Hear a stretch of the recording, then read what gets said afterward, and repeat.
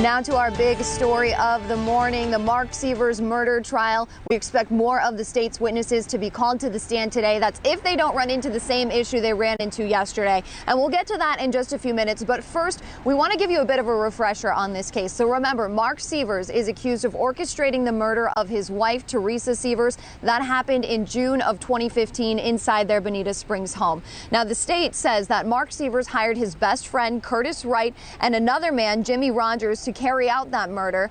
You remember, Jimmy Rogers was convicted of second-degree murder just last month. Wright took a plea deal in this case in exchange for his testimony, and once Mark Sievers' trial is over, he is expected to serve a 25-year prison sentence. Now, as the state mentioned at the start of this trial, there are a lot of pieces to the puzzle when it comes to laying out all of the evidence in this case.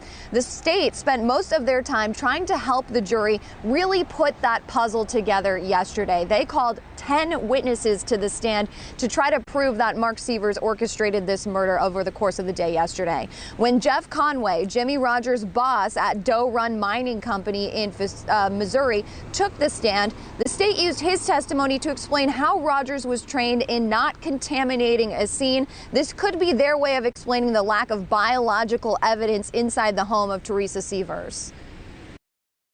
Training that teaches you about bloodborne pathogens, air contaminants, and how to avoid being contaminated from anything in the plant that may affect you. Was Mr. Rogers required to complete that training? Yes, he was. Now, he also says they were given equipment to protect themselves: blue jumpsuits, face masks, latex, and leather gloves. When an investigator from Jefferson County, Missouri took the stand, he showed the jury a pair of the same coveralls used in Doe Run mining facility that Jimmy Rogers worked at.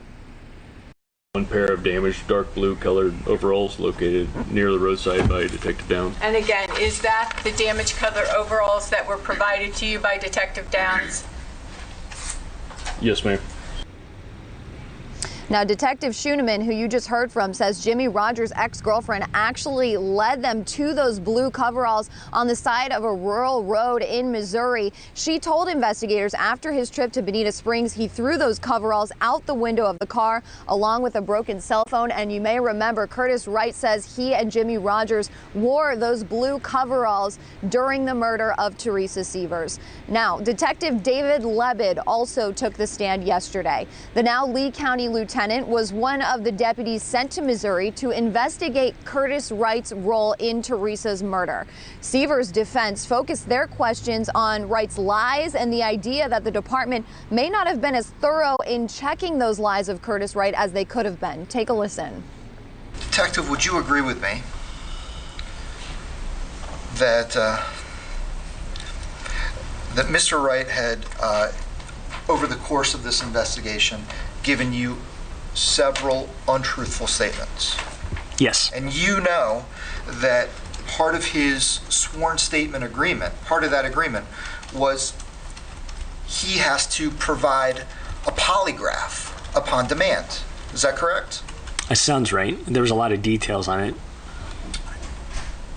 Was a polygraph ever administered to Mr. Wright in this case?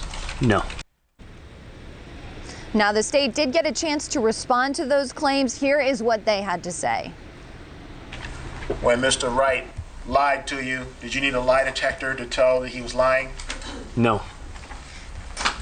Then during our proffer, when Mr. Wright sat across the table from you and lied in the beginning part of that proffer, did you need a lie detector to tell you he was lying to you then? No, I did not. And you're not some kind of human lie detector, right? No, I'm not. And you may remember Curtis Wright says he was lying before entering that plea deal to protect himself, to protect Mark Sievers, and to protect Jimmy Rogers. Now, here is the issue that the state may have today. They got through so many witnesses so quickly yesterday that they were having some issues scheduling witnesses to come to court so close to the Thanksgiving holiday. It's causing some scheduling issues. So here is what the judge, Bruce Kyle, had to say about that problem. It is a first-degree premeditated murder charge, and it is over 4 years old, and these people are under subpoena. Do what you can.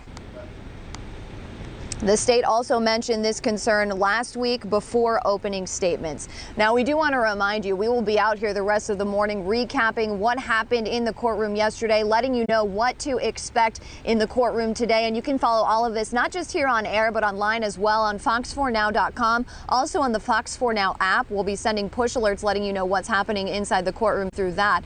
You can follow our live stream on our Fox 4 Facebook page. Our Sandra Rodriguez is live tweeting every moment inside the courtroom. Really, we have you covered when it comes to the trial of Mark Sievers.